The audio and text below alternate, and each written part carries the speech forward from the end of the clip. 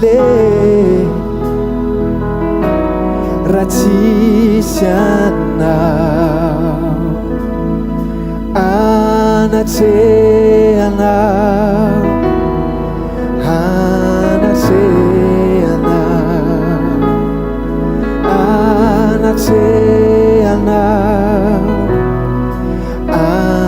Let's say it. Aizano ali. Aizano.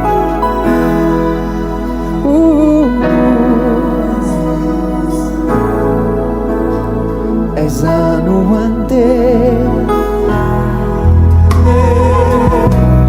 Ratisianao. Aizano ali. Aizano ale.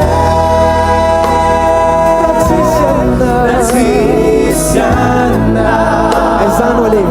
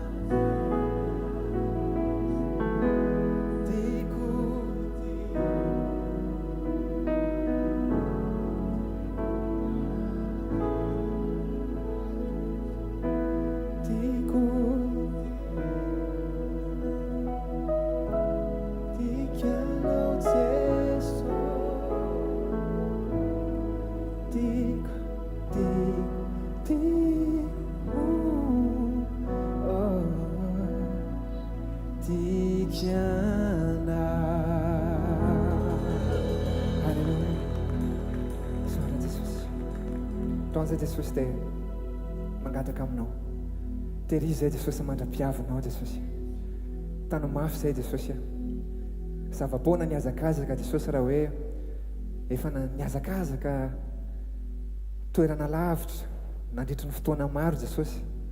Nefa raha sanatria hoe alohany farany dia verin-dalana na hoe ny abandonna Jesosy. No miteny fa zay maritra hatrany farany no vonjena Jesosy.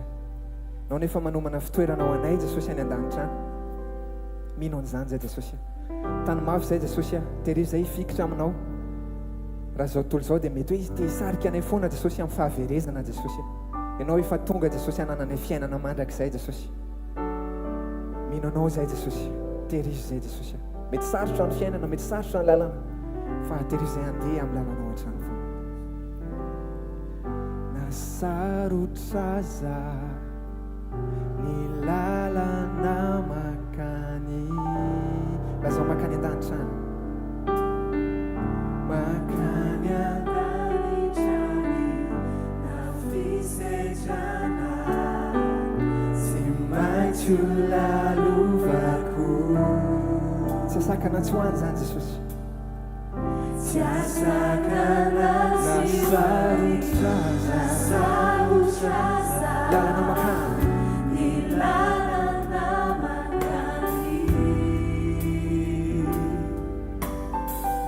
Makany an-danitrany na fisedrana tsy maintsy lalovako. Tsy asakana tsy hoany izao andro sofo.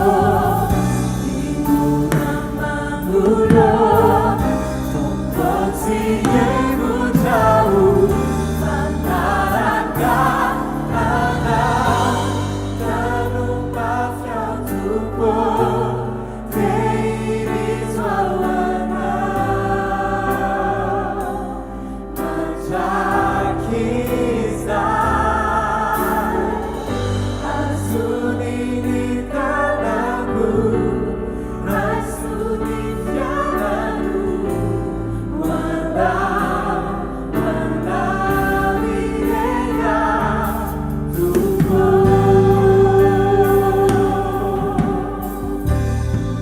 Nasarotra lalana makany an-danitra.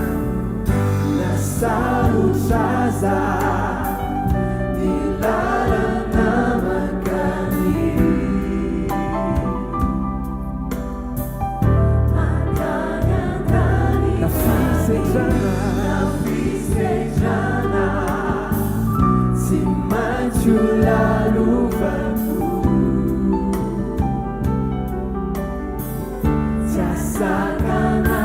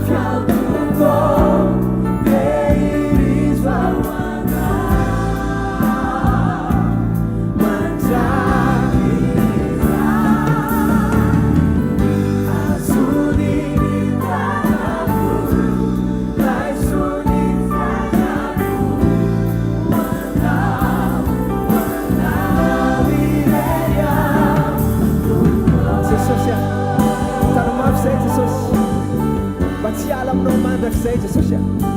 Fa toy izao ny tiavan'Andriamanitra nan'izao tontolo izao. Nafono zanany latokana mba tsisy very zay rehetra mino azy. Fanana fiainana mandrakizay Jesosy. Jesosy tehiry zay mandra-piavinao Jesosy. Tsy voasembasembana ny zava-misy eto amin'izao tontolo izao Jesosy. Fa ho tehirizinao Jesosy mandra-piavinao. Tany mafy zay Jesosy.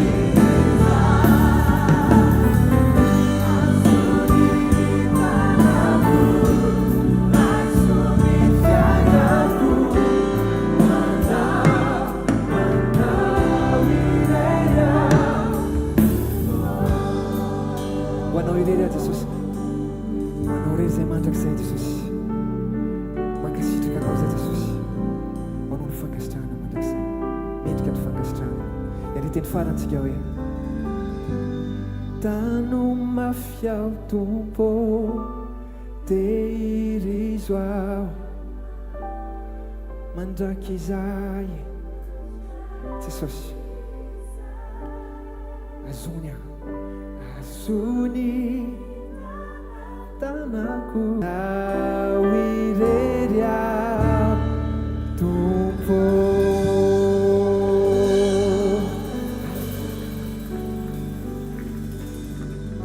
Tsika tiaka mafy ao an Jesosy dia eo am-pitsanganana ihany. Alleloia. Hisaotra an Jesosy tsika ny amin'ny témoignage tamin'ny sabotsy.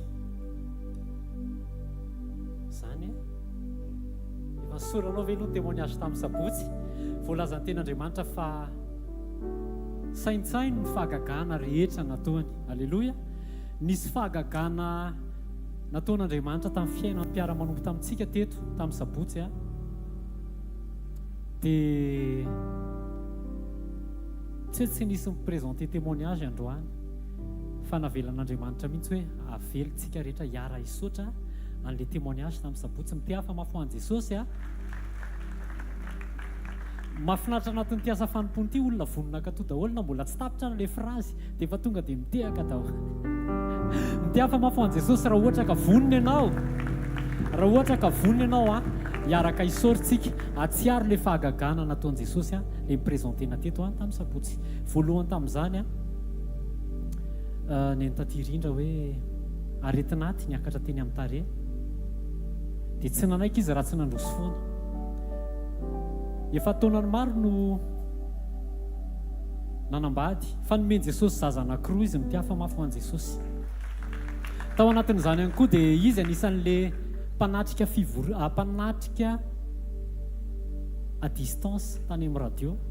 Fa ozy izy hoe rehefa matsiaro maina fiainam-panako ozy izy dia lasa tsy ampy anatsy olona le any fa tsy maintsy tonga eto eto koa zao misy olona amin'izao fotoana izao ohatran'izay mihitsy tsy ampy anazy tsony le any amin'ny radio FM 90.8 Jesosy Kristy avy any Nazareta no ilainao. Fa tonga eto izy satria mangetaeta an Jesosy. Mitiafa mafy ho an Jesosy. Tamin'ny heriny tsika dia tamin'ny sabotsy teo dia maro ireo témoignage izay nanamafy an'izany fa hafa mihitsy ny tonga eto amin'ity toerana ity raha mbola afaka ihany. Alleloia. Izay no mahatonga antsika hoe raha mbola misy fofinaina ka afaka koa dia tonga eto amin'ity toerana ity. Teo ny taty mamsoa avy any Matasoa manenjika ty tadiditsika le hoe tsisy frais tonga tsy hoe tsisy frais fa adino tany an-trano ny frais fa tonga teo amin'ny tao anaty bus ny antso hoe Jesosy ahoana zany dia nisy olona nikasihan Jesosy avy ao aoriana hoe ty frais anao dia avy eo tsy vitan'izay fa niloaran'le olona mihitsy tany anaty posiny hoe reto sisa ny farany vola aty amiko aty fa ty ranga omeko anao Jesosy mikasika an'izany. Mitiafa mafy ho an Jesosy. Misy olona ampiasain'i Jesosy rehefa miazakazaka ianao anao sitrapony dia mikasika izay azo kasihan Jesosy. Alleloia. Tao anatin'izany ihany koa nisy an'le taty avy eny mahitsy namboarin'i Jesosy tsy fiovan'ny toerana ny solution fa fiovam-po no solution. Ohatrany ianao eto androany zao mety misy zavatra tianao andosirana hoe za rangahy tsy ody antsony mody ianao amin'ny anaran'i Jesosy. Fa ozy izy le taty hatrambola kely izy anala examen. Izy olona mahay intelligente fa isaky ny anao examen dia tsy vitany. Ohatrany hoe foanany ao anatin'ny sainy ao anatin'le épreuve fa fefakadiny alohany tsy hataperan'ny fotoana eo vao miverina daholo ny sainy dia misy anne dia malasa mamerina kilasy foana zany izy. Dia nisy fotoana rehefa mandray stylo anatina épreuve na philo dia lasa boda be ny tanany. Dia io ramatoa io ihany no namely nandatsabaratra tao an-tranony. Dia tonga teto nefa izy tsy hoe ny existence ny fisian'le ramatoa manao zavatra tsy mety no mifoanana fa le toe-pon'le ranabavy no novain'i Jesosy tsy antehatra amin'izany tsy fiovan-toerana fa fiovam-po. Alleloia, amitiafa aloha mafy an Jesosy. Dia novain'i Jesosy ny fony dia nisitran'i Jesosy ny fiainany. Taty laingo avy any Epefy, asan'Andriamanitra any Epefy. Tsy manaiky raha tsy tonga eto rehefa mandalo any Antananarivo, tsy eto akory. So dia misy manao interprétation indray hoe ne zareo ny ao ihany io no tena izy. Tongava amin'ny toerana izay andraisanao tenin'Andriamanitra marina. Amitiafa ianao mafy an Jesosy. Alléluia. L'insuffisance rénale, fibrome lazain'ny dokotera tany amin'ny ranabavomama. Amitiafa ianao mafy an Jesosy. Fa trano Jesosy ny foanan Jesosy fa tao ambadiky izay nitsoahan Jesosy izy avy eo ambony tapi fa miazakazaka mandroso eo amin'ny fanarahana an Jesosy. Amitiafa ianao mafy. Ndao tsika hisaotrany amin'izany témoignage rehetrarehetra izany. Mino ahako fa raha tsy nataonao zany dia manomboka androany mba saintsaina ange zany ataon'i Jesosy eo amin'ny fiainantsika izany. Tsy avelan'ny tsy hanana témoignage zany. Mety misy fotoana tsy hisy miprésenter témoignage rehefa Zoma fa aoka ho tonga fiainanao mahatsiaro an'ireny dia hisory Andriamanitra fa raha nataony tamin'ny hafa velona ny Andriamanitra ao afaka manao mihoatra noho izany izy eo amin'ny fiainanao. Asandrato ny tananao dia hisory izy ny amin'ny fitiavana. Indray amin'ny anaran'i Jesosy misaotranao zay ny amin'ny fitiavanao, misaotra ny amin'ny famindramponao, misaotra Jesosy fa navelanao nisy ny radio fa na mihoatra noho izany ary avelanao misokatra ny asa fanompona. Nandritra ny andro maromaro zay dia tsy navela ny anatra ny mpianatra fa eto zay misaotranao. Misy ny sekoly izay iraisanay ao amin'ny Shoprite, ao amin'ny shop io Analakely, latsinainy, talata, alarobia, samaraina, tsy ny foana amin'ny fanjakana zany fa misokatra ho an'ny rehetra. Misaotra ny amin'ny fanairanao anay Jesosy fa mihoatra lavitra noho ny fahenona à distance, ny fandraisana n'ilay teny mivantana vao mafana eto amin'ny fanatrehanao. Misaotra Jesosy fa nanaitra anay ianao Jesosy tsy fiovantoerana ny zava-dehibe fa ny fiovanay. Izahay mila miova Jesosy ahazo ilay ao am-ponao, ahatonga anay hanapa-kevitra tsy angetaeta fotsiny fa hanapa-kevitra hiala amin'ny toerana izay misy anay fa nomely toe-po izay tadiavinao. Misaotra Jesosy fa na dia misy ara ny zavatra mitranga avelanao mitranga mba hahafanay mitodika aminao dia avelanao zay iova fo mba hahafanay misitraka ilay fankasitrahana avy aminao satria tsy ny fahagagana no isitrahana amin'ny fankasitrahana fa ny toe-ponay manomezy etakinao. Misaotra Jesosy ny amin'ny fanasitrananao teo amin'ny fiainan'ny mama. Misaotra Jesosy na amin'ny nanafoananao ireo zavatra izay hita ny dokotera fa misaotra koa fa noahazoninao ny ainy nasorinao teo ambony tapi izy fa avelanao izy hiazakazaka marina hahatratra ilay tanjona ao am-ponao. Ray amin'ny anaran'i Jesosy mankasitraka ny amin'ny fitiavanao anay misaotra Jesosy fa manahitra anay foana ianao amin'ny alalan'ireny témoignage ireny fa ny fiovanay, ny fanomezanay ireo zavatra takinao ny zava-dehibe fa tsy ny fihetsiketsehanay Jesosy. Mankasitraka ray amin'ny anaran'i Jesosy dia averinay ho any aminao ndera ny laza ary ny voninahitra mandrakizay mandrakizay. Amen. Andao tsika hitehaka mafy ho an'i Jesosy andraisantsika ny mpanompon'Andriamanitra. Alléluia. Fahalmerabantsika indray amin'ny anaran'i Jesosy dia manonona ny fahasoavan'i Jesosy amintsika tsirairay avy. Teneno ny akaikinao hoe matoa ianao mbola eto dia misy ilany Jesosy anao. Amen. Afaka mipetraka tsika tompo. Androany dia misy fizarana kely mba tiako zaraina amintsika mialohan'ny karampanompon'Andriamanitra dia raiso ny baibolinao amin'ny Romanina toko 7:9-20. Romanina toko fahasivy a dia ny anjiny fahenina-mbifolo a dia rehefa vakina dia mivakitoy izao amin'ny anaran'ny tompo manao hoe koa dia tsy ava amin'izay maniry a na amin'izay miazakazaka izany fa avy amin'Andriamanitra izay miantra. Ninonina fahatsarana rehetrarehetra eo amin'ny fiainantsika dia tsy avy amintsika izany a fa avy amin'Andriamanitra. Raha mandinika tsika hoe andao hividy fahelavelona ohatra dia ngambany a fohitsika daholo izay zavatra faran'izay tsara ny amintsika any raha azo amidy izany fahelavelo izany, raha azo vidiny izany fahelavelo izany.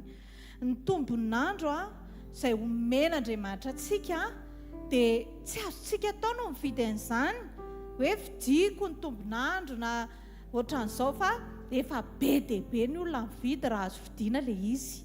Fa ilay izy a tsy azo vidiana fa ilay izy a Andriamanitra manome an'ilay izy.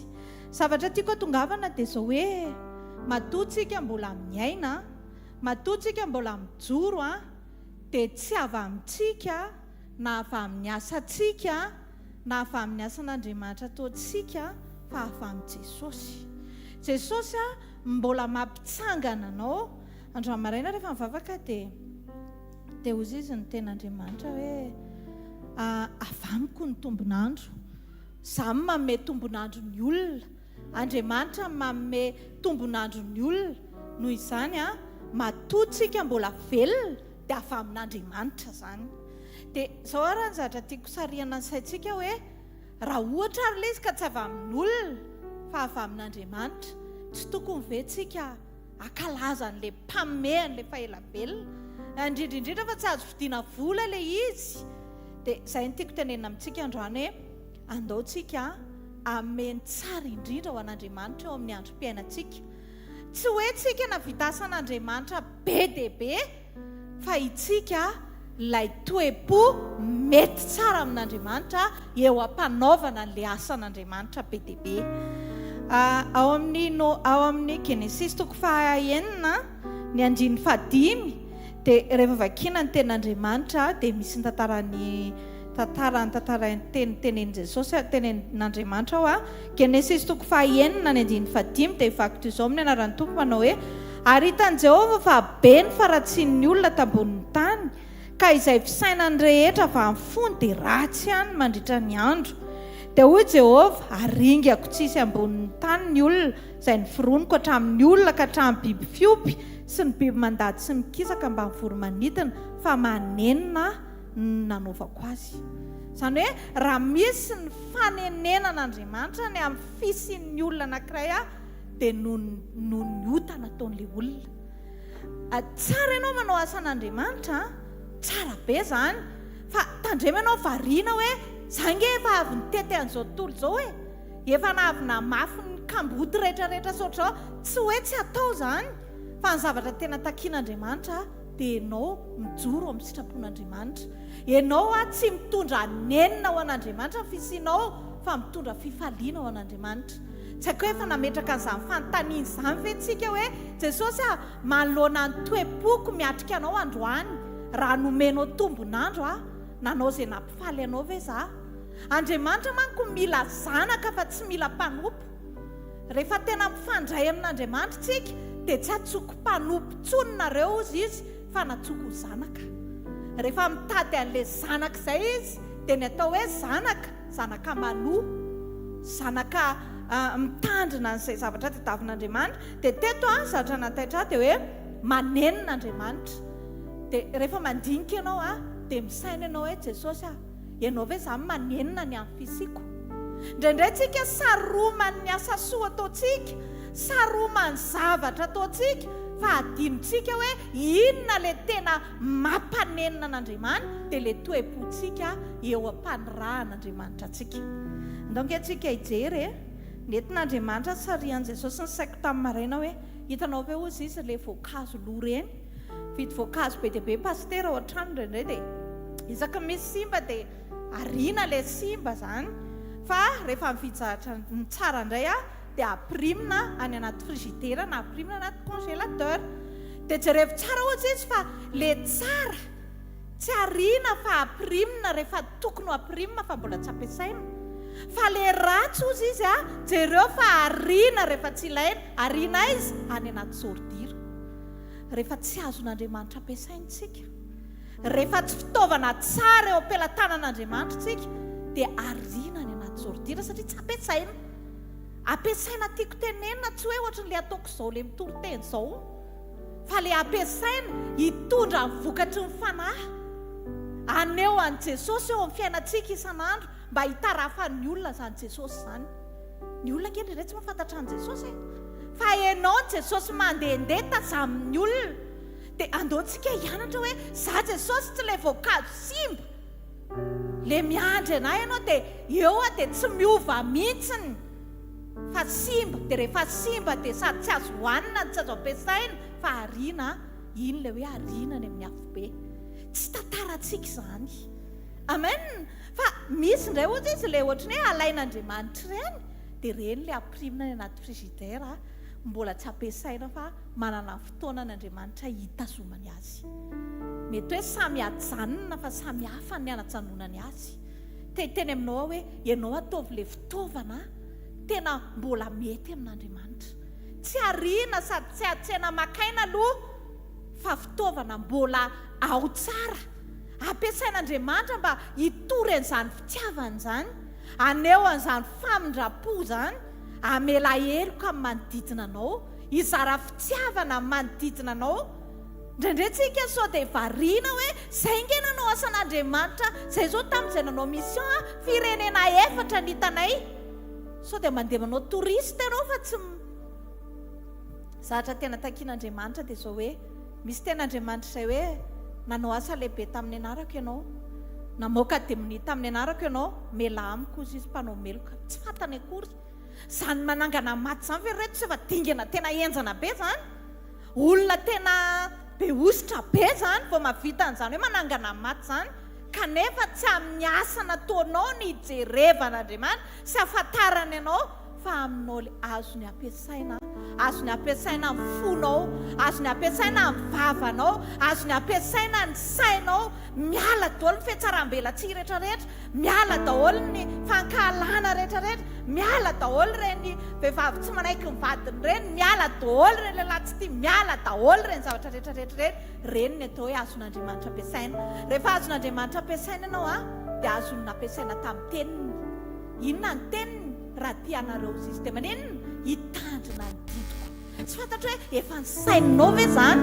Hoe Jesosy inona na tonga anao nanenina ny amin'ny fisiko?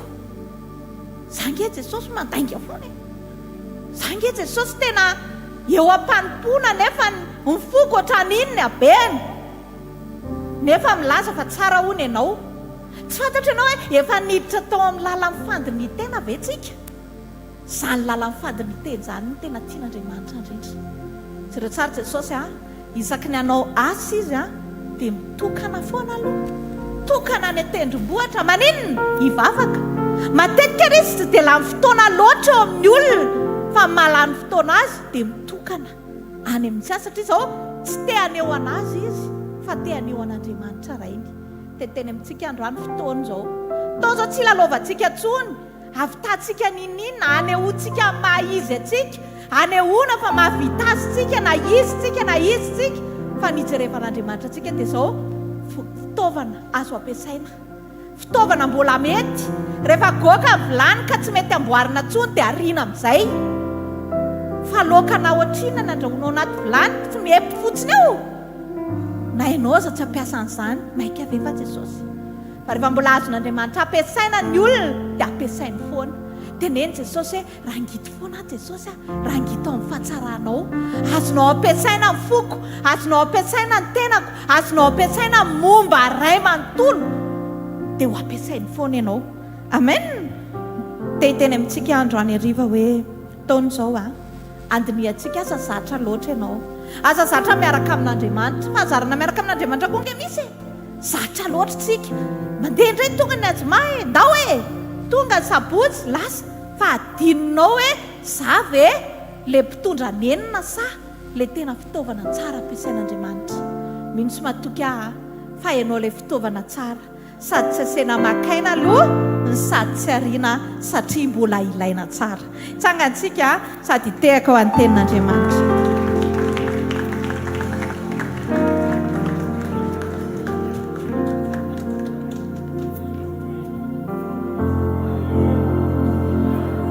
Alohantsika te tanana mafy ho an'ny équipe ny décoration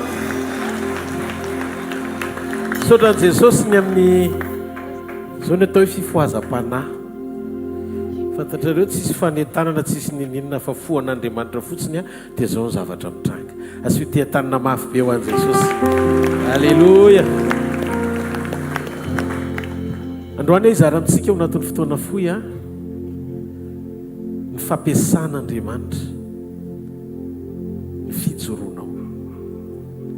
Ianao mijoro dia mahazo aina be Andriamanitra mampiasa anao. Ny secret ambadiky ny fijoroanao an'Andriamanitra. Mino fa ty takarivo ty le fotoana anankiray tsy ho adininao mihitsy mandrakizay. Amen. Ao fofa any amin'ny lanitra ny tanao dia mitenena amin'Andriamanitra. Makasitraka anao atompo ny fitiavanao sy ny famindraponao. Misaotra amin'ny zavatra rehetra izay hitondranao. Fa ny zavatra azoko antoka dia zao: eo amin'ny fanatrehanao ny fahavokisam-pifaliana, ary eo an-taninao kavanana ny fahafinaretana mandrakizay. Androany amin'ity takarivo ty, aoka ho lehilahy sy vehivavy feno fijoroana ho anao izay tsirairay avy. Dia aoka ny sitraponao anapaka sy anjaka eo amin'ny fiainanay, amin'ny androm-piainanay iray manontolo, mba hampahazo ainanao ny fisianay Jesosy. Satria rehefa tanteraka eo amin'ilay antom-pisiana ilana ho anay, manaiky ho taria amin'ny fanazaka tonga zanaka ao, dia mahazo aina ianao. Satria izay ilay hoe kanto loatra ny namoronana ho anay sy nananganana ho anay rehefa tanteraka eo amin'ny antom-pisiana ilana ho anay ny fiainanay.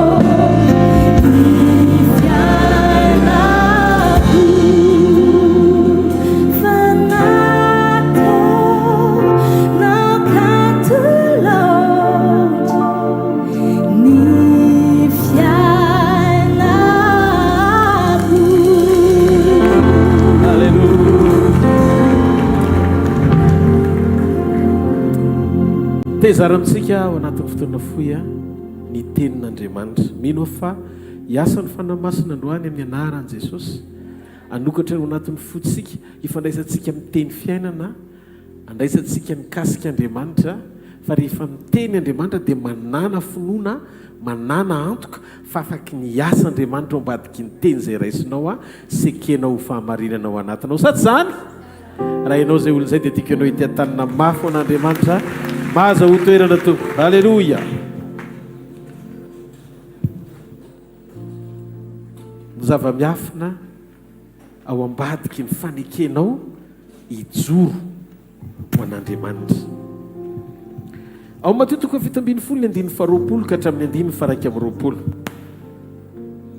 rehefa namoaka dia mininy mpianatra dia tsy tafavoaka le izy dia nakao amin'i jesosy mangingina amin'ny mpianatra ka nanao hoe nahoany izay tsy nahavoaka azy ary hoy jesosy taminy noho ny fahakelezany finoanareo ihany fa lazaiko aminareo tokoa raha manana finoana ohatry ny voatsinapy iray azy ianareo ka hiteny amin'ny tendrombohitra io hoe mifindra ery dia hifindra izy ary tsisy tsy ho hainareo atao ampio hoe kanefa iny karazany iny andiny faraiky amin'ny roapolo dia tsy mivoaka raha tsy avoaka amin'ny fivavahana sy ny fifadikanina ny fanahy dia mahalala ny etadama na olona anankiray fatany ianao hoe tsara fifandraisana amin'andriamanitra na tsy tsara fifandraisana amin'andriamanitra rehefa ny olona anankiray ny tsara fifandraisana sy fiombonana amin'andriamanitra dia misy dingan'ny fanahy ratsy manana fahalalana hoe ry olondry tena tsara fifandraisana amin'andriamanitra ao anatin'ny fanahy mivavaka sy fadikanina fa ry anankiray ry vonona ny androaka dia voly fotsiny fa tsy tsara fiombonana amin'andriamanitra dia hitanareo mahalala io fanahy ratsy io mamantatra ny hoe tsy afaky nitoetra ao anatin'le olona zay roahana devoly mamatotra azy na miposede azy tanteraka intsony le fanahy rehefa misy olona anankiray na mpanompon'andriamanitra na zanak'andriamanitra mijoro tsara communion amam-bavaka miatika azy sainao ne zany fosy jesosy ny mandiny faraiky amin'ny roapolo iny karazany iny misy karazany zany le fanahy mamatotra misy degré tsy mety miala mihitsy fa miandro olona tena ampivavaka tsara fifandraisana amin'andriamanitra amin'ny tontolo ara-panahy dia mikonty be ny fijoronao ny fiombonanao amin'andriamanitra tsara ny fanaovanao tsy antsirambina ny fifandraisanao mambavaka amin'andriamanitra ary ny bokin'ny daniela toko fahafolo raha jerentsika ny daniela toko fahafolo Daniela toko fahafolo ny andiny fahasivy ka hatramin'ny andiny faefatra ambin'ny folo amin'ny anaran'i Jesosy nefa nandray ny teniny ihany ary noho ny nandray zany aho dia reniky ny toromasony akohaka tamin'ny tany ary indro nisy tanana nanohanaka nanarina andohalika sy te tanana nefa mbola nangozozo ihany ary hoy izy tamiko ry Daniela malalo fataro ny teny izay lazaiko aminao ka mijoroa fa nirana ho aty aminao ankehitriny ary no nylazany teny zany tamiko izy dia nitsangana nangozozo teo aho dia hoy izy tamiko aza matahotra ry Daniela fa hatramin'ilay andro voalohany nampiasanao ny fonao alala sy nampahoro ny tenanao teo anatren'Andriamanitra ao dia reko ny teninao ary no ny teninao dia avy aho zany efa tokony tamin'ny andro voalohany zany izy tonga fa ilay andrinan'ny mpanjakan'ny Persina nohatra raiky amin'ny 20 andro fa indro kosa Mikaely anankiray amin'ireo andrina lehibe no tonga nanampy ahy ka dia izaho ihany sisa no janona teo amin'ny mpanjakan'ny Persia hitanareo le fipetraka le izy naniraka anjely Andriamanitra hitondra ny valiny ho an'i Daniela fa voasakany devoly anjely Persia devoly voasakany devoly teny an-dalana le anjely hitondra n'le valiny tsy ho tonga ara-potoana nefa vo niantso Daniela dia efa reny le anjely hoe tokony andeha hiainga izy fa azo natao miperturbe n'le vavaka tsy ho tonga teo amin'ny Daniela voasakana izy voasakana rehefa mitendry voasakana dia voasakana fa zao ny mahatonga ny anjely matanjaka kay dia tsy komande tsony miaingy avy any an-danitra hoe matanjaka nareo rehe fiditra eny ambonin'ny tany fa ny komandy na baiko atonga ny herin'ny anjely ho tafavoaka eny an-dalana hitondra ny valombavaky mipino dia misy ifandraisany amin'ny fijoroan'le mpino amambavaka sy faharetany eo an-tongotr'Andriamanitra ohatran'ny Daniela. Vao nivavaka Daniela dia nirahan'ny anjely Mikael nisokatra ny lalana tonga teo aminy izay ny sakanana tsy tokony ho tonga satria feno le vavaka sy le fepetra ahatateraka izay valiny tokony ho azy. Hoantsika zanak'Andriamanitra aza mandany ny fotoana mitady fomba hafa hamahana olana raha Andriamanitra ny tianao ho lalana hitondra vahaolana ho anao. Mandehana manatsara ny fifandraisanao aminy ampo sy amambavaka mba hampahazo aina azy ao anaty fijoroanao miadinao hatramin'ny farany. Mahareteka ao an'Andriamanitra. Teto zao tsika nresaka mahakasika momba ny hoe fandresena tao ambadiky ny fampiasan'Andriamanitra ny hery mivavaka sy fiombonana amin'Andriamanitra. Jesosy tompo azany moa ny laza raha miray amiko ianareo sisika mitoetra ao anatinareo ny teniko dia angatao izay tianareo na inona fa ho azonareo zany ho tonga aminareo zany. Zany hoe sarobidy mihoatra lavitra noho ny zavatra rehetra ny fananana firaisana sy fiombonana amin'Andriamanitra tsara, firaisana sy fiombonana amin'Andriamanitra tsara. Tian'Andriamanitra ianao ho karazan'olona feno azy anehoany heriny amin'ny alalan'ny fampiasany ny fijoroanao.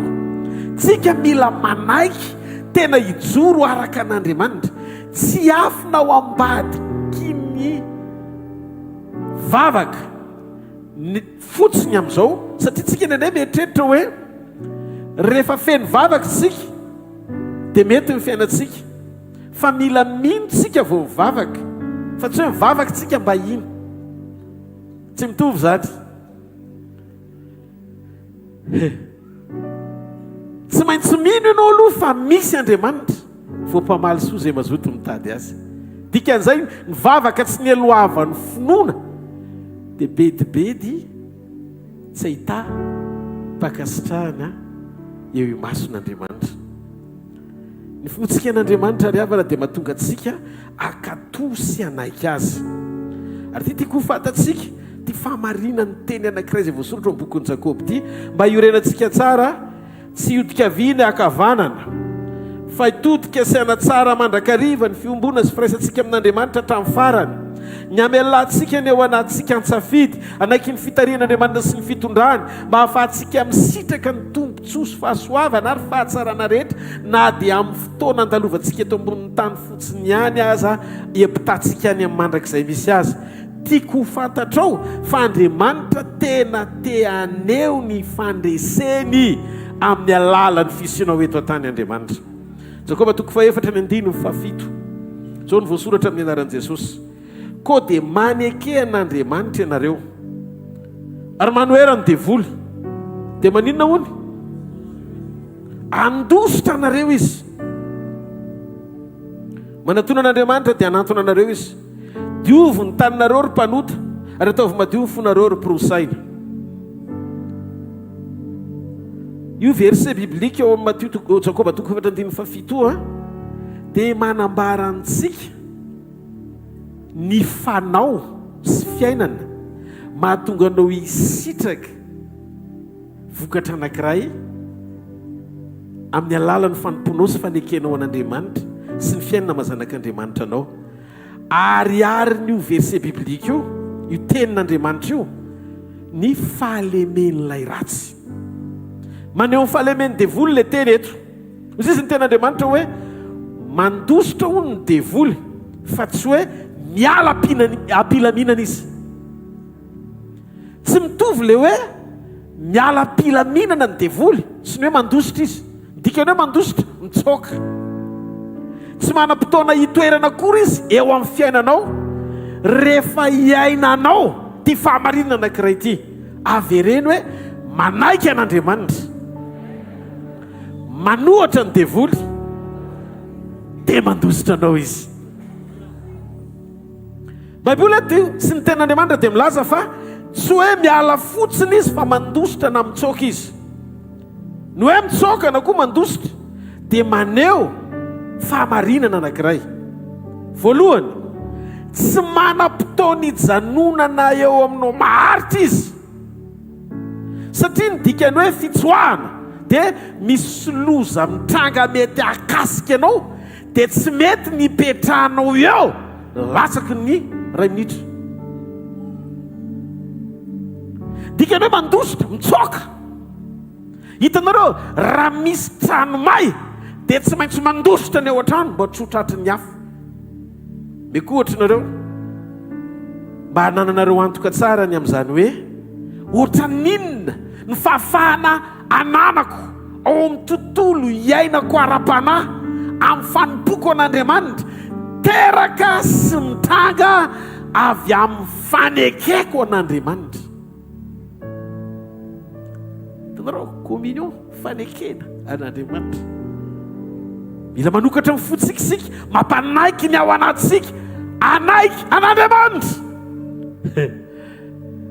Aza miasa saina ny amin'izay olana mitranga sy fihetsiketsehana tiany devoly atao amin'ny lina lalana ny fifantohanao tsy hibanjina an'Andriamanitra.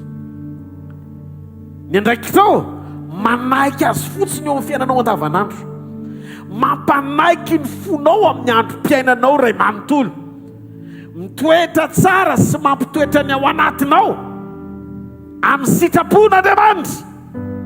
Fozy izy ny tenin'Andriamanitra.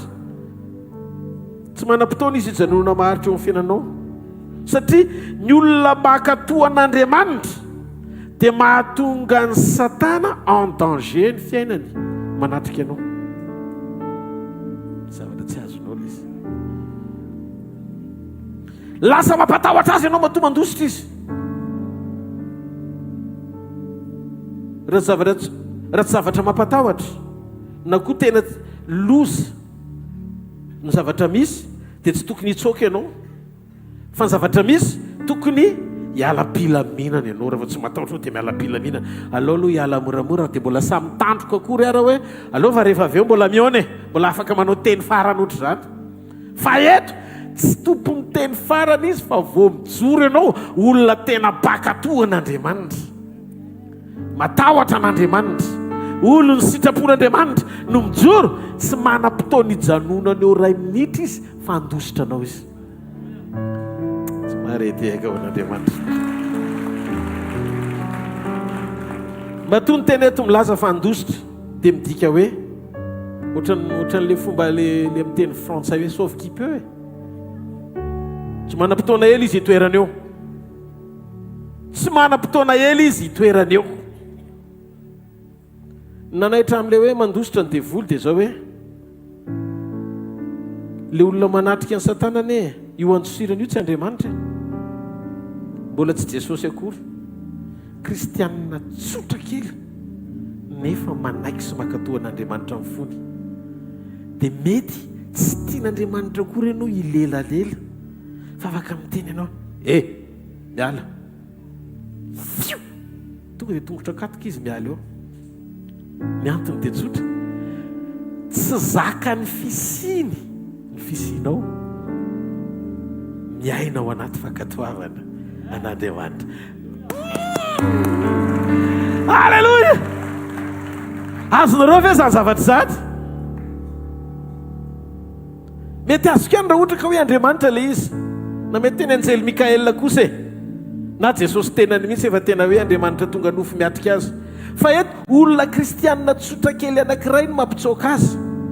Za tena te hampahery anao hoe aza mandany fotoana mitady fomba hafa anaisotra ny hery ny faharatsiana sy ny fampahoriana zany, fa mandana fotsiny manao izay nokana tena tsafidy tsara akatosy mapety ny fiombonanao amin'Andriamanitra. Fa rehefa feno ny fiombonanao sy firaisanao amin'Andriamanitra, tsy izy fahavalo grave be zany atrehanao, kely sy maivana io satria ny masony ampahitan'andriamanitra ny fisian'andriamanitra amin'ny alalan'ny fanekenao aneo ny fisiny eto atany. Alleluia, alleluia.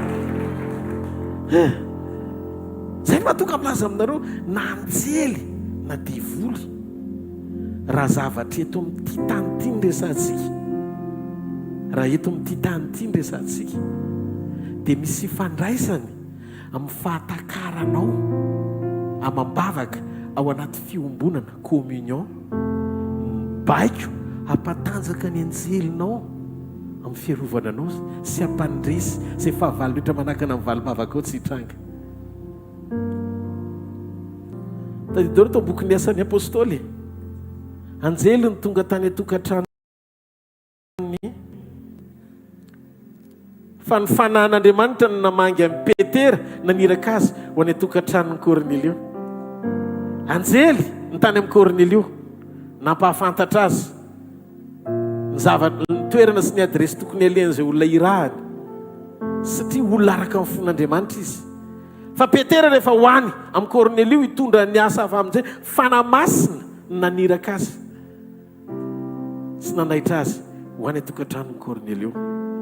Dikan'izay ny direktiva hitondra famonjena dia avy amin'Andriamanitra rery.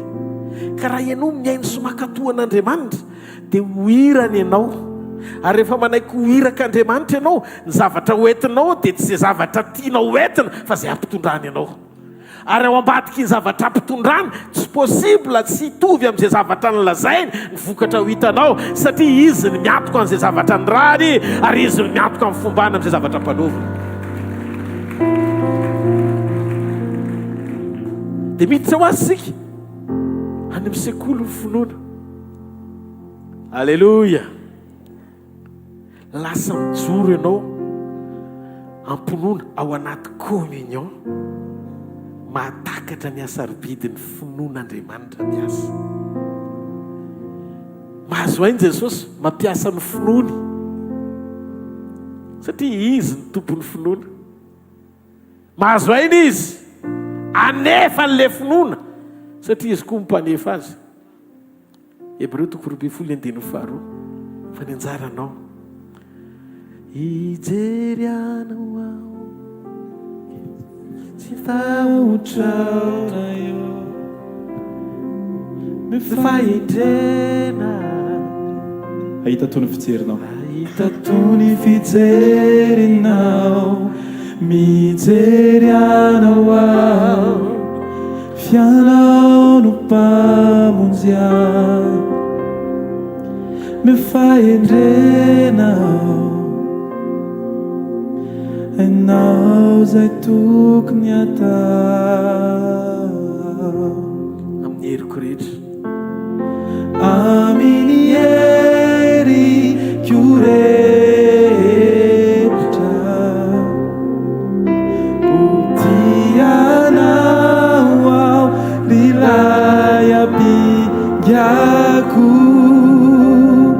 hotianao aho rivato lampiko amin'ny andro mpiainako sy omandrakizahy. rehefa tena fenao anatinao ny finoanan'Andriamanitra, rehefa Kristy ny velona ao anatinao, renao hoe izy ny velona, izay fahatsapahana izay tsy pitazana ny mahita an'izay.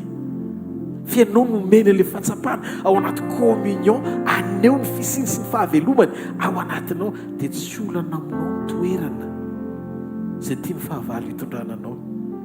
Fa na Paoly sy Silasy tany amponja azy dia tsisy ranomasina fitolokona, tsy toerana ny sakana tonga azy tsy hivavaka na hideran'Andriamanitra.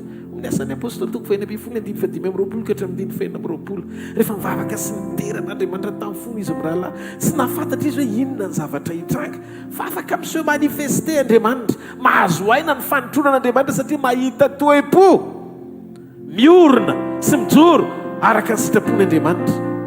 Fa tsy hoe ny toe-ponao tsy miorina ao amin'Andriamanitra akory, fa fiderana no ataonao mba hanozongozonana fonja. tsy ho amin'ny tanjona nozongozonana fonja no hiderana an'Andriamanitra, fa raha izany fanatenan-javatra ny anomponao azy. Fa raha marina ny fiankofantsika dia ho amin'ny ray n'Andriamanitra ny vahaolana ao antsika, satria tsy ianao miasa saina mahaolana fa Andriamanitra mampiasa ny fijoroanao. Somary ateka aman'Andriamanitra. Nareo ve tsy mahita hoe ohatry ny olona tsy nihevitra fonja zany Paoly Silasy ao anaty aizina lalina mbola afaka mivavaka sy midira an'Andriamanitra ihany. Ny finoana mahatonga ny Goliaty efa naleviny Davida meloha amin'ny fotoana aminony azy.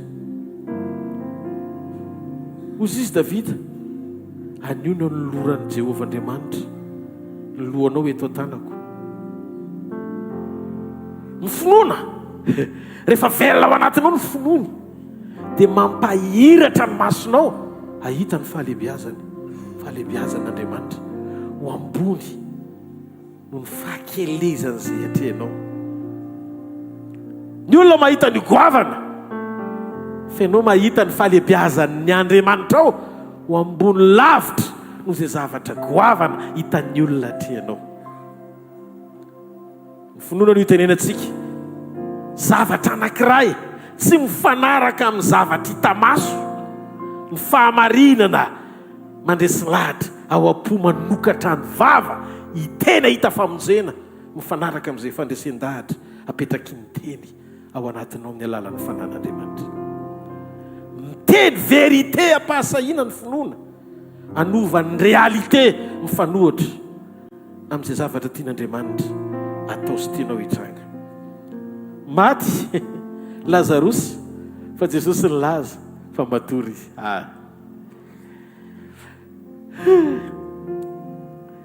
Finoana no nitenenan'i Davida fa rava sy maty Goliata kanefa mbola mijoro miaraka tamin'ny ampinga sabatra izy. Nambarani Davida fa maty izy kanefa mbola velona hita maso. Ny réalité io Goliata fa ny vérité efa tapaka ny lohany. Finoana tsy miankina amin'ny fifandraisanao amin'ny zavatra hita maso sy ny fiovaovany zany. Ny fisiny finoana ao anatinao manova ny fomba fijerinao hifanaraka amin'ny fandresen-dahatra ao anatinao, anokafan'Andriamanitra ny masonao fa lehibe izay ao anatinao no izay misy atrehanao eo amin'izao tontolo izao. Tsy mahareteka ao anatinao. Finoana tsy avy amin'ny olona sy ny fisainany na ny fahatakarany fa avy amin'ny teny dia ny tenin' Jesosy Kristy. Romanina 4:7. Voalohany, tsy atsika ny finoana fa an Jesosy, tsy sika ny mpanefa fa Jesosy. Noho izany ny olon'ny finoana tsy tokony hisy fanahinana na kely aza. Raha tsy niteny ny tompony tsy asa izy na tsy hanao an'izany. Raha mbola tsara ny fiombonanao sy ny fijoroanao aminy, mitoera ao anaty fibanjinana tsara fotsiny, ao anaty fijoroana aza-kipo maso amin'ny fieritreretana. Raha eto Mosesy niazona an'ilay menarana varana nantona tamin'ny hazo, izay mijery amin'ny Mosesy maty fa izay mijery an'ilay menarana nantona velona. Noho izany tsy olona ampiasain'Andriamanitra ny raha nitondravana afatra jerenao, fa ilay Andriamanitra miantona eo amin'ny hazo tahaka ny menarana varana natao banjinina ny famonjeny, satria ny sorsa ny fahasoavana sy ny benediction rehetra avy aminy dia miafina tao ambadiky ny fifandraisanao sy fibanjinanao sy miato ny famonjeny mba hiazonanao an'izany hatramin'ny farany. Tsomarety aika ao an-tompony. Mila fantatrao fa ianao tsy mitady finoana ao anaty ady fa miatrika ady ampinoana. Ny fandresenao tsy miafina ao ambadiky ny zavatra hita ny masonao fa miafina ao ambadiky izay efa nataony Jesosy ho anao. Ianareo anaka avy amin'Andriamanitra ary nareo efa naharesy reny. Tsotra ilay izy niantony satria lehibe loatra ilay ao anatinareo noho izay misy eo amin'izao tontolo izao. Ny ilaiko finoana fa tsy jery Goliata manohatra, tsy mijery ny fihetsiketsehan'ny Goliata fa mahita meloa ny fahafatesany milohan'ny fotoana hitsanganako miaraka amin'Andriamanitra. Ao amin'ny tenin'Andriamanitra ny mamorona ny zavatra rehetra. Rehefa velona sy mamelona anao ny teny dia olona miavaka ianao. Raha vao velona ao anatinao, ekenao amelona ny ao anatinao ny teny. Dia jereo ny zavatra mitranga. Mba sainao ny ty fahamarinana anankiray ty. Jesosy Kristy io marika toko fa 4:9 marika toko fa 4:9 mba jereo kely io tenin'Andriamanitra hoe efa nanao izay azo natao izy namonjy nanositra ny tenako namboatra alevina izy. Maria Magdalena rehefa namaky an'le menaka manitra tao anaty tavoahangy alabastara vakiny raraka manitra ny trano. Dia niteny Jodasy hoe fa malavity ny menaka iny, tokony mena amin'ny malahelo. Dia izy Jesosy ny malahelo eto aminareo mandrakariva. Fa zao izy i Maria Magdalena tsy fantany ny ataony. Fa efa mamboatra ho alevina izy. Mba eritreretany hoe mason'Andriamanitra, Andriamanitra mahita azy mbola velona. Efa any am-pandevenana. Izy efa alevina.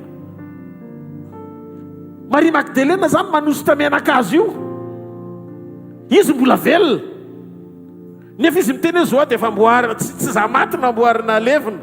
Fa zao izy manositra menaka na ho alevina. Hitanareo, amin'Andriamanitra izy no alfa. Ny réalité, velona hita maso izy hosora menaka. Fa ny vérité, efa alevina sady izy satria Maria Magdalena manositra azy. Ny dikan'izay mahita ny tenany ao anaty fahavelomana ao anaty fahafatesana izy.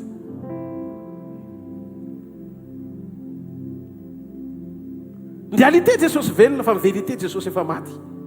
Na velona azy izy. Dia hitreto amin'izay ny zavatra mitranga. Ianao koa zany mila manana ny mason'Andriamanitra. Satria rehefa latsaka tao amin'ny Jesosy sy ny teny manambara fa ny antony nahatongavany dia ho faty eo amin'ny toeranao izy. Dikan'izay ny zavatra rehetra hitany na mitombony tokony ho anao na nandalovany 3 taona teto ambonin'ny tany dia hanehoana ny fahafatesanao avokoa. Tika isokatra masom-pananao amin'ny sekoly ny finoana. Alala ny alehiben'ny famonjeny ianao sy ny fitiavany ianao. Fa raha ohatr'izany ny fomba fijerin'Andriamanitra mahita ny tenany velona maty izy ao anatin'ny fahavelomany ara-nofo manomana azy ho aleviny Maria Magdalena manositra ny tenany amin'ny diloilo. Zany ny zava-miafina tao ambadiky ny fanosorany Maria Magdalena azy. Tsy fantatry Maria Magdalena ilay satria rehefa maty Jesosy dia mbola mitondra menaka indray izy andeha hanositra azy. Teny anjely nanaka anazy fa nahoana ty maty ny tadiavanareo velona. Zany no mahasariperin'Andriamanitra amin'ny fifandraisan'ny maty sy ny velona. Satria tambony io tafahafatesana tsy sery any am-pasana. Ianao tsy natao akahery any am-pasana, tsy natao hiresaka maty. Tsisy razana mitazady. Jesosy avy amin'ny Nazarena rery no Andriamanitra velona sady olombelona, tompony fitahiana amin'ny fiainanao amin'ny lafindrety. Zany mahatonga antsika sady tsy mamadika ny tsy mandray faty. Satria tsy ao ambadiky ny fahafatesana amin'ny fiainana. Jereo magicien, jereo ny spiritisme, ny occultisme, reny le hoe mpanompo sampy rehetrarehetra reny. Inona koa?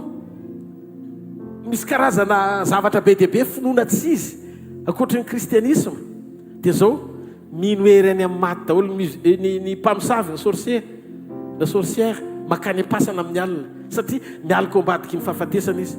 Zay le Joda toko 2:5 nazavaina tao anatin'ny podcast iny ngamba tadidinareo tsara. Tonga Satana hiazakazaka ka mifatin'ny Mosesy. Ny rano Mikael hiaro ny fatin'ny Mosesy. Dia aza eritreretina hoe fatiny ny olona maty rehetra dia ny ran'Andriamanitra ohatry rano daholo. Non. Moïse nandeha tao tendrombohitra tsisy nitondra azy. Fa izy rery nandeha andevotena tao. Kanefa voasoratra fa tsy hita na ny fatiny na ny fasany. Ohatry mampanahy kely ny hoe mety natsangan'Andriamanitra izy dia nesorony tao le vatana natonga azy narovany Mikael. Satria fomba ny Satana manao vidy varotra. Tsy manana hero azy izy fa ny faharesena sy tsy fankatoavany Mosesy tao anatin'le hoe kapohy ny vato. Nefa Andriamanitra teneno ny vato nefa ny kapohany. Natonga mission an-tsahatra. Sarobidy amin'Andriamanitra nefa Mosesy satria mpanompo niaraka taminy ary niara-niasa akaiky taminy ary amin'ny olombelona eto ambony tany tsisy olona malemy fanahy ohatran'ny Moïse. Dia mety sura sura fa tsy voasoratra ato baiboly fa engany mba tsy teny zavatra mihoatra no zay lazainy tenin'Andriamanitra mety natsangan'Andriamanitra izy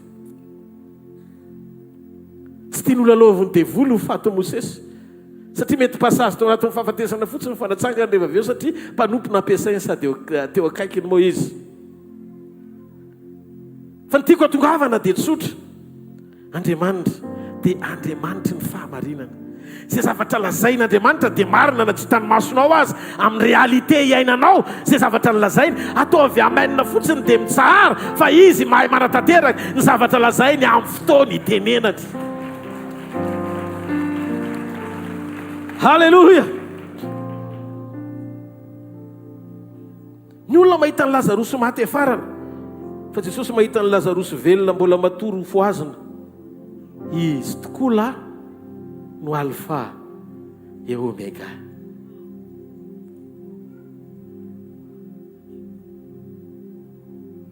Mila fantatsika araka izany fa ny finoan'Andriamanitra tsy miresaka hoe ny fatra ny finoanao an'Andriamanitra tsy mitovy zay. Ny fatra ny finoanao an'Andriamanitra amin'ny Romana 12:7 dia le fatra ny finoana sy fanomezana nomen'Andriamanitra anao teo amin'le dinga mpanosorany ianao tamin'ny alalan'ny fanahiny. Voafatry ny fahatakarany finoanao sy ny fahafahanao mampiasa ny fonao ino azy amin'izay zavatra natenanao azy. Tsy izay le zalaiko eto fa le zaraiko eto androany arivo tsy finoan-javatra na finoana ny fahaiza-manao n'Andriamanitra fa finoan'Andriamanitra teraka avy amin'ny finoanan'Andriamanitra.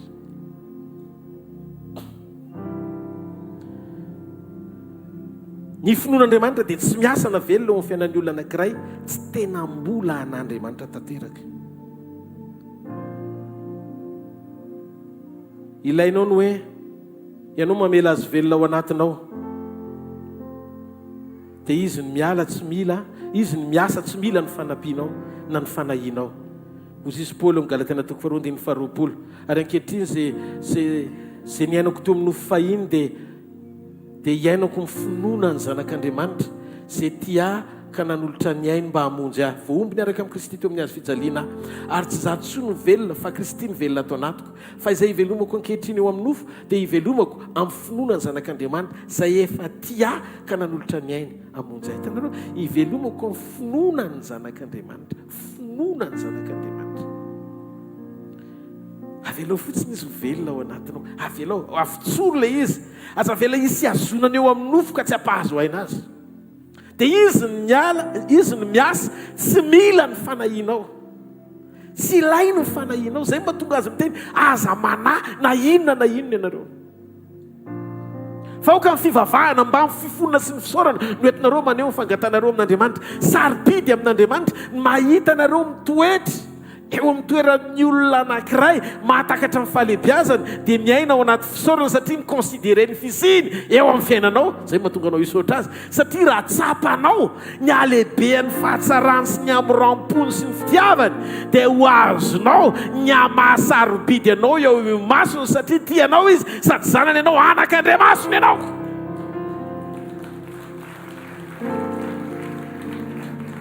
Be voninahitra ianao sady tiany ataovy amen.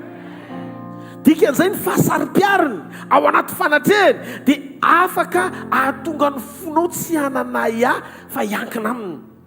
Ary rehefa renao ny fitiavany ianao dia ianao koa tia azy ary tsy anao zay hampalahelo azy. Davida tsy nandrefy mihitsy ny alehibean'ny Goliaty izy fa mahavariana tamin'ny Davida jamba amin'ny fahalebiazan'Andriamanitra avy any anaty alana izy. Dia hita ny Goliaty dia nohariny ohatran'ny bera sy liona. Olona avo ranjanina be iny tsy hitany hoe ny arefy ny sabatra ny fotsiny mitovy amin'ny halavany. Fa ny konsidereny hoe anankiray amin'ny reny indray ianao, anankiray amin'ny reny liona sy be reny satria tsy nahita Goliata olona izy fa nahita Goliata biby izy. Dia raha liona ohatran'ny reny aza vitan'Andriamanitra nanolotra azy eo an-tanako. Dia ianao ve zany hoe tonga dia mipetraka ho azy le fahatakarana mametraka ny fahalebiazany izay miaraka aminy ho ambony lavitra noho ny ady ve rehetra atrehany mitambatra. Halleluja. fataro havana fa nisy taontsika mbola mifampitady ao anatina be na fiadanana rehefa miatrika fahasarotana mampikorotana atsika ary tsy laviko fa niainako zany tao anatina vanim-potoana anankiray teo amin'ny fiainako na izara tratran'le izy fa ny zavatra nisy lasa nandoalika ny anton'le fandoliana tsy hanery an'Andriamanitra anao zavatra fa le tsy akeko Andriamanitra fa maninona ny foko mbola tsy mitsahatra kanefa za manambara fa hafa mihitsy rehefa eo ianao nisy fotoana teto ny toriteny hoe eroatra ninona na tonga ny Daniel tsy tezitra tamin'ny mpanjaka nefa sakaizany ao andam-pisan'andro tsy mba ny saina mihitsy n'izy hoe ty le ratsy saina tika ianao no manao soniany tsy olona tena miadiny zany ny olona tena feno Andriamanitra jamais miado an'ny tenanao tsy miado an'ny tenany Daniel nampahery ny mpanjaka izy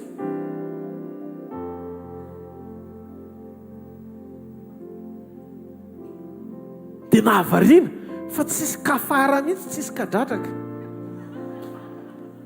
tao am-pony tsisy kafara fa natsipona anaty lavaka dia nandeha dia tsy taitra tena hoy zay rehefa aveo zany kay ny tena atao hoe testana fahalemem-panahy sy vavaka tena izy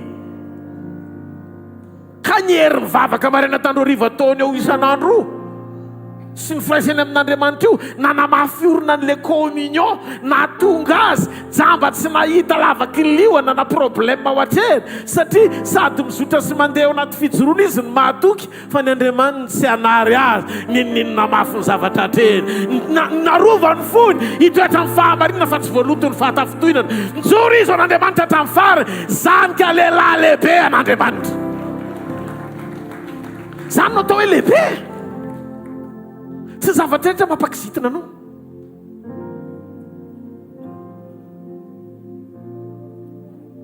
fa dia inona loatra ny tadiavina fa raha mbola misy zavatry ny tany mamatotro ny fo valio ty fanontaniako ty Jesosy ny teny azao teny zao tsy eto an-tany ny fanjakako fa raha eto an-tany ny fanjakako dia niady ny mpanompoko zany no mahatonga fifaninanana tianeo hery amin'ny zavatra hita maso zavatra tsisy dikany ataovatra tsisy dikany fanjakana eto an-tany le izy nijoroka eto tsy hanangana empire ho an'ny hvkl fa fanjakana ray ihany misy eto ambonin'ny tany nalefany Jesosy Kristy nalefa ny ray dia ny fanjakan'Andriamanitra tamin'ny alalana ny raisanao zanany ho ao anatinao sy ny fisian'ny fanahiny ho tombo-kase alalany ianao amin'ny fotoam-pampakaratra tsy maharetehaka ao an'Andriamanitra tsy maharetehaka mafy tsara ho an'i Jesosy Davida tsy mba nandrefi ny alehibean'ny Goliata tamin'ny fisehoany zany fa tonga dia jamba ny fahalehibiazan'Andriamanitra izy tonga dia jamba ny fahalehibiazan'Andriamanitra sy ny heriny dia lasa tsy nahita sy te halala ankoatra ny fahalehibiazan'le fahitany sy ny tahazy ary naneho ny heriny teo amin'ny fiainany Jehovah tompony maro no anaran'ilay Andriamanitra rainy Jesosy Kristy ary azoko antoka fa eo amin'ny fiainanao ihany koa izy androany hariva halleloia mitovy daholy ny asany devoly hatramin'izay ka hatramin'izao manohatra zanak'Andriamanitra mitady hirika hitondra fahavarim-barianana ampiaisitra anao tsy hoe amin'ny fanatrehan'Andriamanitra mitady fotoana izy raha namangy ankaina ho ahy izy dia mamangy ny rehetrarehetra koa kaina ane mivanginy dia lasa ratsy saina namono any Abela raha vo ianao mampandroso mangidy ao anatinao dia manomboka ratsy fanahy ianao satria ianao te hiady ny adinao etrety ianao diso mbola sain'Andriamanitra mandefitra marina nefa sain'Andriamanitra mandefitra maika fa raha tena mbola misy motif fahitan'Andriamanitra fa diso ianao nefa tsy mandefitra.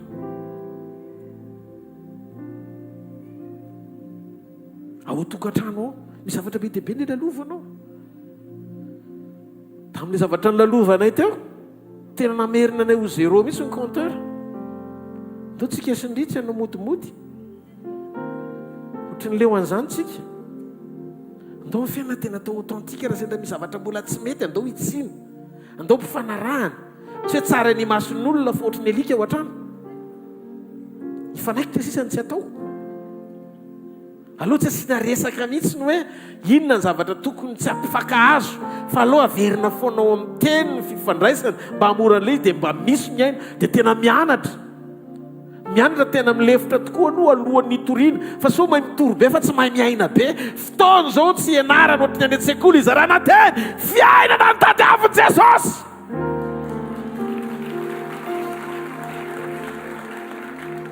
Ho avy any izy rehetra, ho avy izy ary tsy azo sakanina amin'ny fiverenany fa ho avy tahaka amin'ny mpangalatra izy. Tsy afaka ananantsika izany fony Daniel izany, tsy afaka ananantsika ny fony Sadraka sy Mesaka sy Abednego, tsy afaka ananantsika fa hitady fahendrena ho antsika sika raha ohatra mbola tsy pura ny fampianarana hen'ny sofintsika mahakasika an'Andriamanitra sy ny fiainana mandrakizay. Meo lanjany mandrakizay o ambony sy mihoatra lavitra ny zavatra rehetra. Mingavy ianao rapitso mitondra namana amin'ny fandraisana rapitso, fa fotoana tena hiavaka ny fotoana rapitso izarako amintsika teny anankiray ao anatin'io fiombonana io amafiorina ny ao anatin'ny fonao ny amin'izay zavatra rehetra nasehon'Andriamanitra tao anatin'izay lalana kely lalovana izay. Tsy maharetehaka ho an'ny tompo. Alleluia. Voninahitra ho an'i Jesosy rery. Tiako fantatrao arak'izany fa rehefa maro toerana ny communion sy ny fijoroana dia tia ny tombony ho anao dia marana. Mahazo aina ny présence, mahazo aina ny fanatrehany. Mba fantatrareo efa nizaraiko teto ihany fa veriko sombony kely nafaty an'i Lazarosy tsy mafy be ilay aretina fa satria tsy teo Jesosy. Ny anabavy no miteny an'izany, raha teto ianao izy tsy maty Lazarosy. Dia hozy Jesosy, eto azao, eto azao izy. Ary dia miporofony tokoa rehefa teo izy dia velona indray Lazarosy.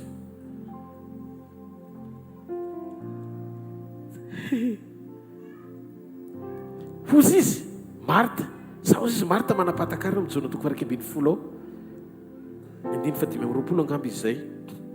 Dia hozy izy Marta, za nefa hozy izy fantatro fa ninona angatanao amin'Andriamanitra zao dia zao na zao kehitriny zao dia ho azonao daholo ninona. Zany hoe Marta zany nanana fahatokiana fa rehefa eo Jesosy tsisy valiny tsy tokony hitranga zany fa mety daholo ny zavatra rehetra. Hitanao considération nametrahany Marta ny fisiny Jesosy. Dia hozy Jesosy taminy za hozy izy ny fananganana ny maty sy fiainana. Zay minoa na dia maty azy dia ho velona indray. 3:20 ane ka hatramin'ny 5:20 azafady. 5:20 zay dia tsika amin'ny anaran'i Jesosy vetivety. 5:20 hitsangana ny anadahanao. 5:20 fa io Marta taminy fantatro ihany fa hitsangana 5:20 azafady. Tsara Andriamanitra, mila matadity tsara ny toko sy andininy ihany koa isika. Nefa fantatro fa na dia ankehitriny izao aza ninona angatahanao amin'Andriamanitra dia omen'Andriamanitra anao zany. Za mahafantatra, misy zavatra fantatro fa tsy haiko hoe ahoana ilay izy, hainy fotsiny izy fantany. Dia hozy Jesosy, ha! Taitra mihitsy Jesosy hoe manam-pahatakara n'ity Marta ity. Dia hozy zany ny fananganana sy fiainany. Tsy problema na maty ary Lazarosy izany nandevenonareo azy efa aloha izy, le fahaloavany koa mbola tsy problema konkoa. aiza nanotianareo azy mba toroy aho hoe aiza dia nietreritra zareo hijery azy faraparany ny saindry zareo zany tsy tao mihitsiny nefa le fananganana sy fiainana efa tonga eo hitanareo nahafaty any lazarosy satria tsy teo Jesosy fa rehefa teo Jesosy velona Lazarosy ka le tsy problema ny hoe mafy ny olana naloha Lazarosy fa eo fotsiny ve Jesosy irary soanao mba ho karazan'olona tsy ho jambena ny zavatra hita maso fa hanmelanja ny présence amin'ny fijoroana tsara tsy maharety meolanja ny fanateny zany mahatonga an Jesosy tsisy nininona mampanika azy na onja na tafiotra gaga fa maninony ty karazana pety ny tsy ao anatin'ny mpintsony nefa io ny tadiavin'Andriamanitra satria io pe io no mamaritra fa velona ny finoany ao anatinao finony io le finoana mihoatra noho ny fahalalana rehetra tsy ny fahalalanao zavatra anankiray mba ho ataony terenao amam-bavaka fa ny fahalalanao ny fahalebiazany mampifantoka ny fonao ao anaty fitsarana na tsy takaty ny sainao azy ny zavatra mitranga dia eritrereto teo ny présence fakahita ny présence Marta very hevitra Marta fa tsy nanakana amin'ny présence tsy anakana ny Lazarosy na tsy tao tsony azy amin'ny finoana zany mahatsara ny fampiasanao fo iraiki-po mba ho zanaka sakaizany rainy sary-piaro amin'ny fahamarinana sary-piaro amin'ny fahamasinana tian'Andriamanitra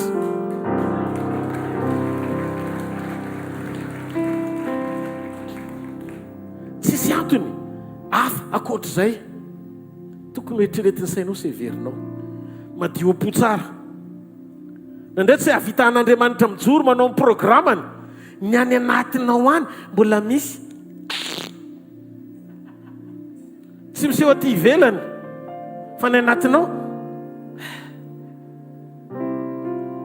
tezitra ianao rehefa tsy tao anatin'le planin'Andriamanitra hitondrananao le programa mbola hitondrana ianao hatreto saka ny sainao zay fahamarinana tian'Andriamanitra mbola hitondra tsy fantatrao hoe tahaky ny ahoana moa ny fahaiza-manao sy jerevan'ny farany hatramin'ny voalohany fa ny ilainy aminao madio am-po fotsiny dia sady madio anao ny fonao no mihiry ianao hoe halleluja halleluja halleluja halleluja halleluja halleluja halleluja halleluja dia ambaditra no mpanjaka halleluja halleluja amin'ny manaraka misy koraly loatra zany tsika asity atana mafineman'Andriamanitra halleluja satria ny fiainanao isan'andro mila aleloia foana tsy takatry ny saiko Jesosy fa aleloia any anaty fonja aleloia ozy izy pôzy silasy satria zareo tsy nandeha tamin'ny fahitany fa nandeha tamin'ny présence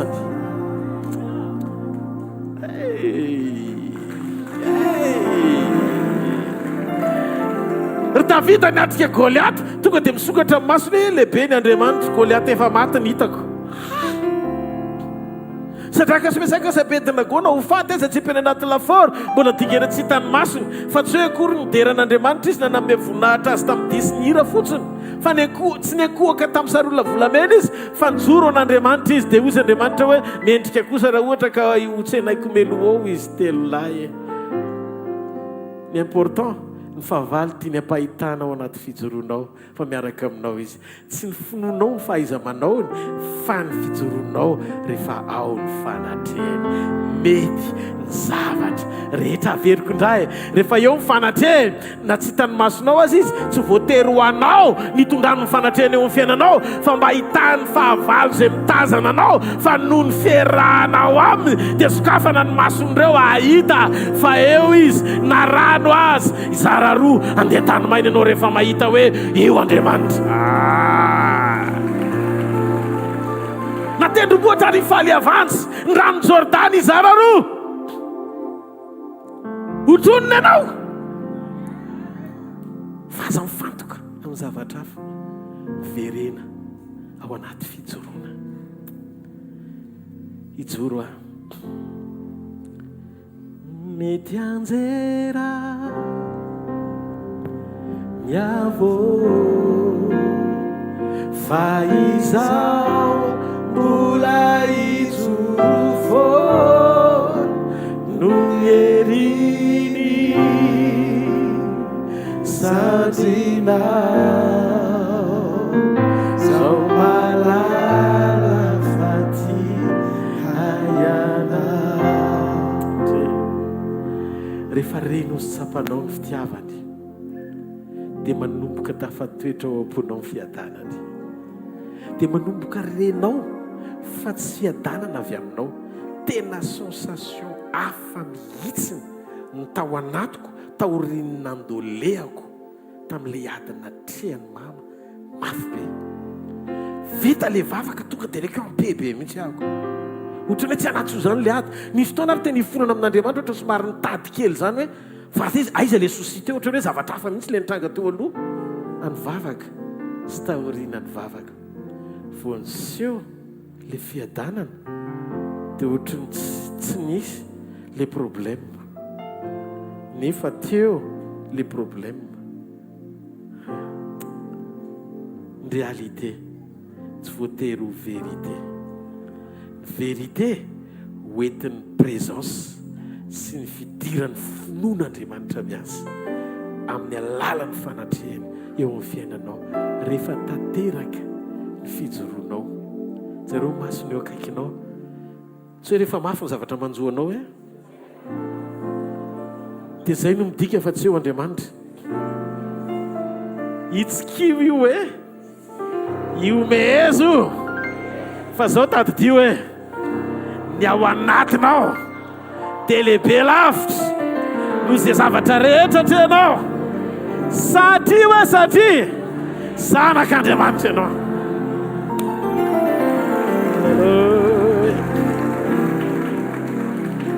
Joro tsara fotsiny, zareo masina akaikinao mijoro tsara fotsiny. Reo vavaka nataonao hatramin'izay hoe tsy maintsy hivaly. Raha mbola izy no Andriamanitra hoe aza matahotra zany ianao. Ireo vavaka natao reo nasitalao reo atsonao androamanalina voaray ny tsara.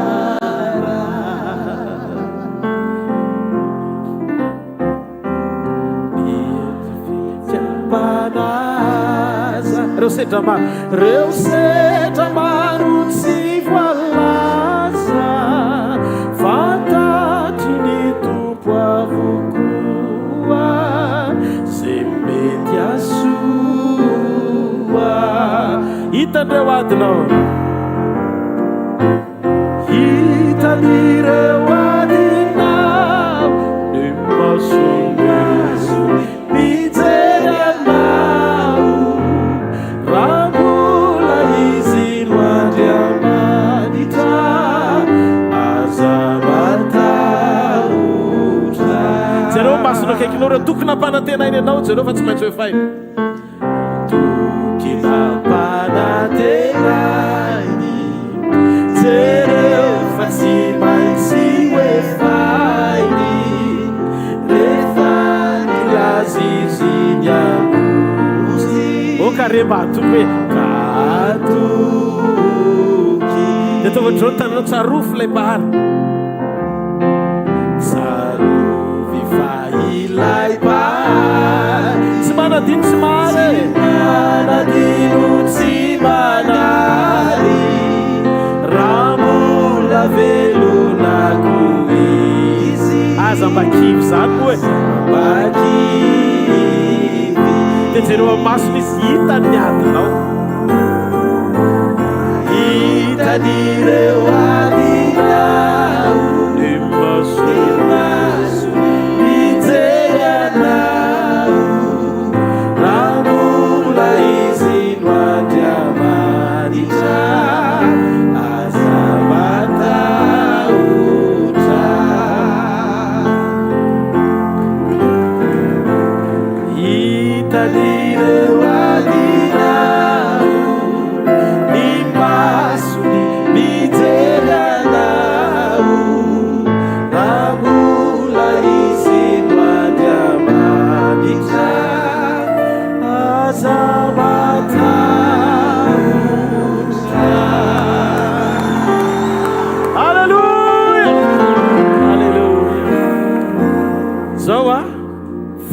marina foe aza miasa saina amin'izay zavatra atrehana na lalovana. Miasa saina raha sanatria ka tsy pakato an'Andriamanitra. Aza miasa saina amin'ny alehibeany zavatra atrehana, fa miasa saina raha sanatria ka tsy eo fanatrehan'Andriamanitra. Mino aho fahitahanao Andriamanitra ny amin'izany.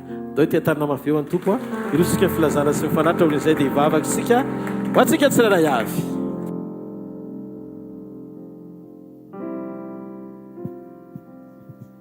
Alléluia. Tsara be ina zao mbola mahakivikivy ianao io. Jereo no akaikinao ina zao mbola mahakivikivy iza koa zay kivy eo. Alléluia. Tsara ny tompo saotra ny tompo tsika fa afaka mbola teto ndray androany. Alléluia. Taky zao ny fandaharantsika. Androany moa misy anniversaire zay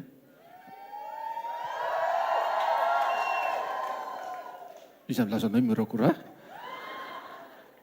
Dao tsika natateraka fanatitra aloha.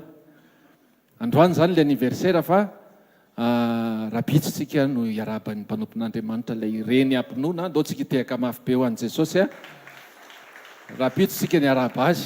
Alléluia. Rabitsitsika ny araba azy dia miomana ianao amambavaka indrindraindrindra. Eto ambavaka izy satria vao nataon'Andriamanitra zavatra ngeza be teo amin'ny fiainany tamin'ny herinandro iny dia porofon'Andriamanitra fa velon'Andriamanitra. Dia eny mifankalazana anniversaire moa zany rabitso zany tsika ny araba. Mety mbola misy ivon'ny fankalazana any mois de juillet any sy tsy fantatra zay mbola ho ataon'ny tompo fa fankalazana izy aloha dia rabitsika. Sa hoana raikitra mois de juillet Alléluia. Dia ny anniversaire mois de février ndray kosa dia amin'ny herintsika miaraban'ny zareo amin'ny Zoma heriny sabotsy azafady sabotsy heriny fiarabanan'ireo anniversaire mois de février rehetrarehetra. Dia mbola tafiditra koa zany izy satria izy mois de février. Dia saotra ny tompo tsika afaka manantanteraka an'izany rabitso araka ndresahana teo zany sabotsy fandraisana fanasan'ny tompo rabitso. Dia miomana ao anatin'izany tsika. Fanampiana tsika zay mba ho tafajoro, fanampiana tsika mba afaka mijoro mandrakariva noho ny amin'ny tompo dia misy ihany koa ireo fotoam-bavaka vitsivitsy maromaro zay tanterahana ny sabotsy hariva, lady maraina, lady hariva.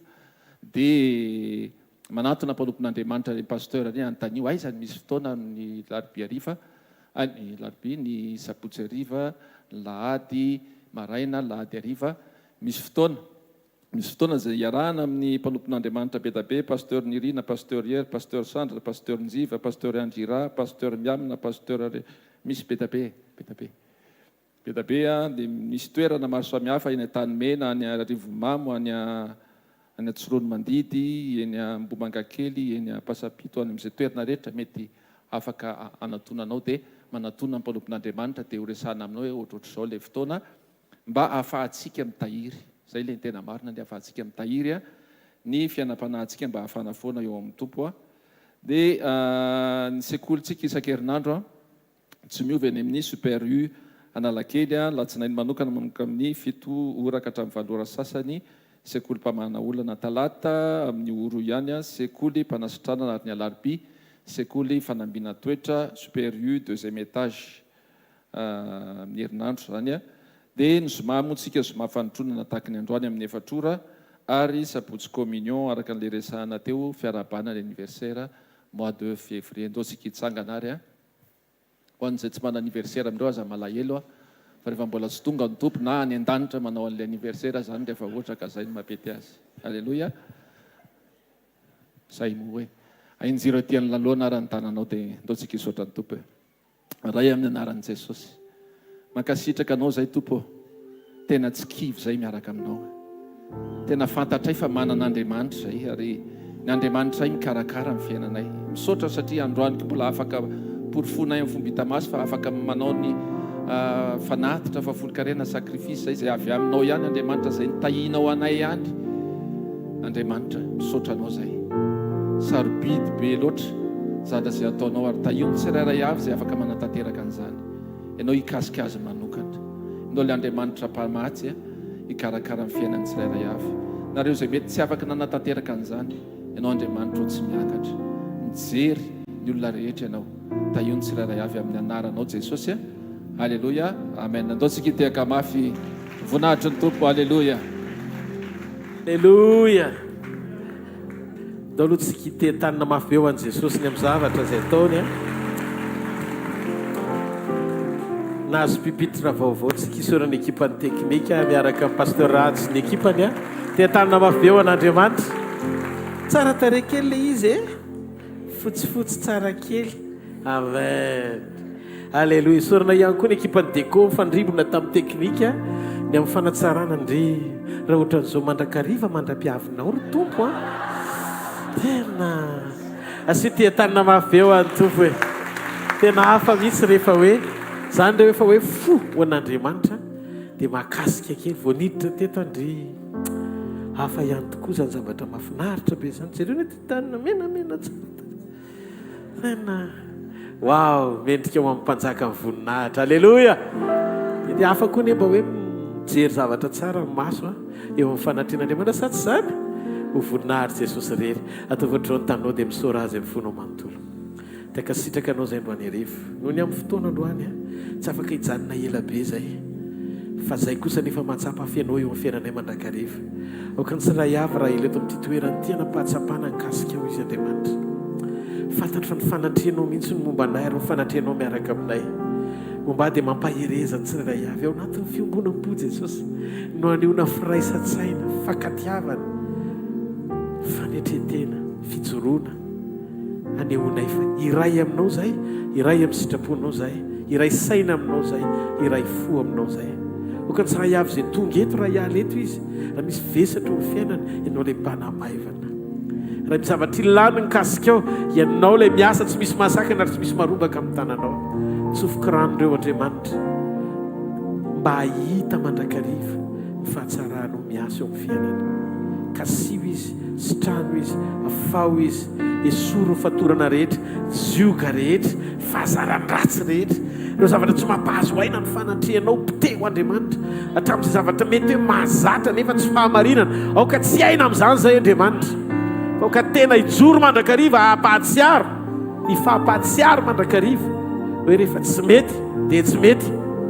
Fa tsy misy zavatra tsy mety nefa ekena ho mety satria mbola mety sy mapety. Amin'ny anaran'i Jesosy. Aneno trompetra io tsy tia nenina izay Andriamanitra. Matsiaro an'ilay hira anankiray izay hoe so tapitra io ny fotoana sy Pasteur Andrira.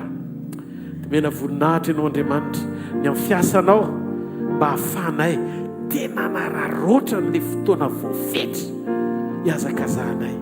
Hanompo anao, hanao ny sitraponao, hijoro araka ny teninao, tsy hangatakandro amin'ny fahamarinanao. Zany no angatanay Andriamanitra. Teoko tanteraka ny teninao amin'ny anaran'i Jesosy Kristy avy any Nazareta. Hitanareo ny Jehovah ka hiaro anareo. Mampamirapiratra ny tavany aminao ny Jehovah ka mindra fo aminareo. Anandratra ny tavany aminao ny Jehovah ka aminareo fiadanana. Amin'ny anaran'ny Ray sy ny Zanaka ary ny Fanahy Masina. Amen. Nazadino fotoanatsika raha pitso fanatrehana tena miavaka feno voninahitra ao anaty fiombonana samy hotahin'Andriamanitra. Veloma tompoko! Fa fahasoavan'Andriamanitra.